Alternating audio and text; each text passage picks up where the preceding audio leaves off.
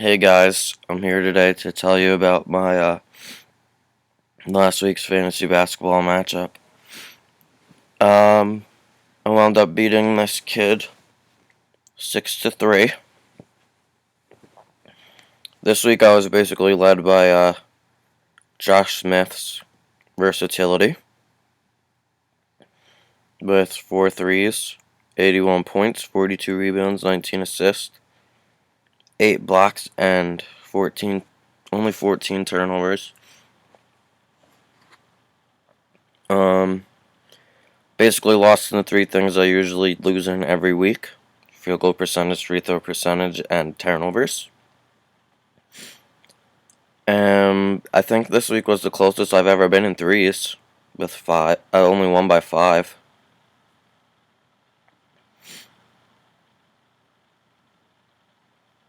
Got JJ Redick back this week on Friday. Had a pretty good 3 days. Those are solid numbers for only 3 days. Plus the one day the Clippers had that blowout and he didn't even play it most of the second half.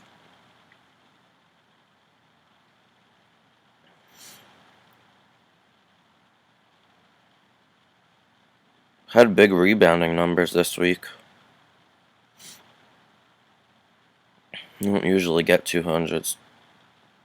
261 is a lot of rebounds for my team. And if I ever do get that much, it's usually Dwight Howard, but this week Josh Smith and Kenneth Faried led my team in rebounds. Even Zach Randolph had more than Dwight Howard. That's not really that shocking, but he had more than him. This kid doesn't update his lineup, though. That's probably why I won so easily. People in my league don't really pay attention as much as I do. It's another reason why I normally dominate. I'm trying to think if anyone on my team really had that bad of a week. Hickson, that's normal for him. Doesn't usually score. Got me 30 rebounds.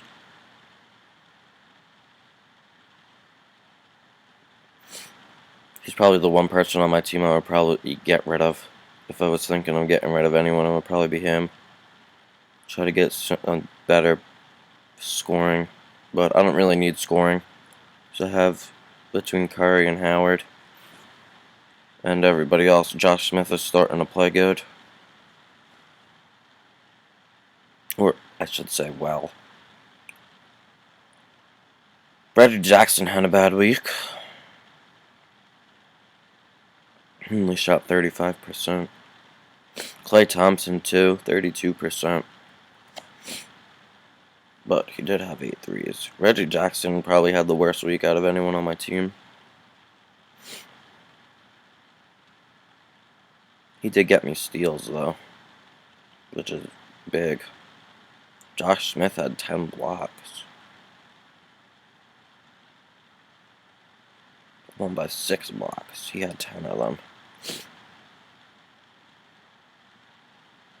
Yeah, that was definitely my best player this week. Jay Smooth.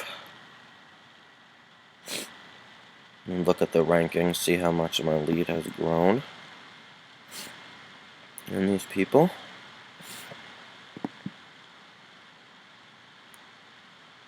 Was 8.5 when I did my last video. Only went up to 9. Everyone else in the league is close.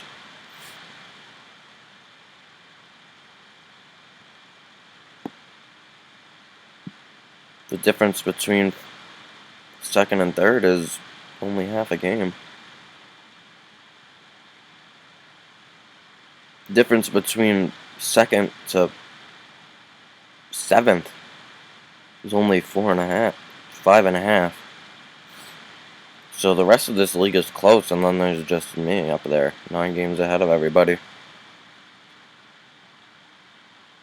I don't know. I must be doing something right.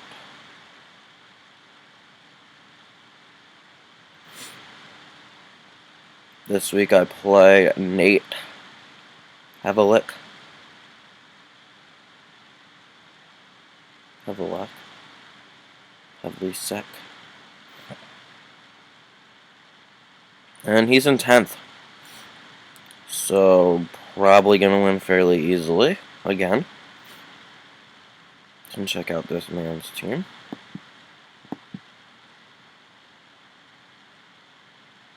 His team is basically injured. So that is good. We got CP3, Kobe, and Rondo. All in the starting lineup. All of which are injured. So I should probably have a pretty easy week. Unless these people randomly come back from injury. Never know.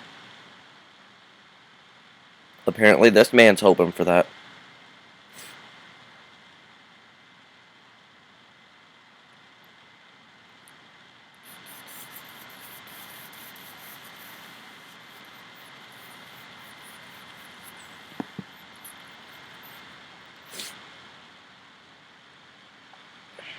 If you want to know my secret, I usually come on here once a week. Make sure my lineup is all good for the whole week. And if it's not, I'll switch it up. If it is, I'll leave it the way it is. And I usually check it back in the middle of the week to check the score.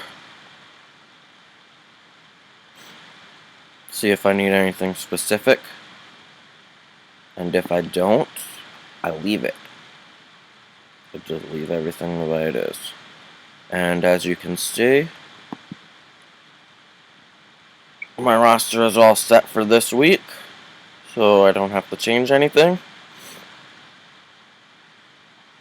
And then I'll check usually Wednesday or Thursday.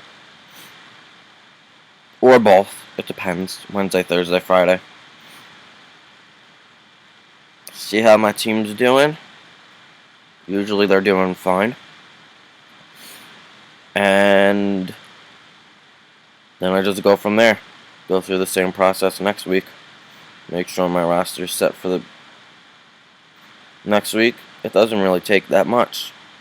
It takes about 2 minutes to check and make sure your team is all set for the week. That's all you have to do. And people usually complain about fantasy basketball being too time consuming. It really takes 2 minutes a week. When you draft a good team, it takes 2 minutes a week to set your lineup. But anyway, that's how I do it. Probably win this league. 10-0.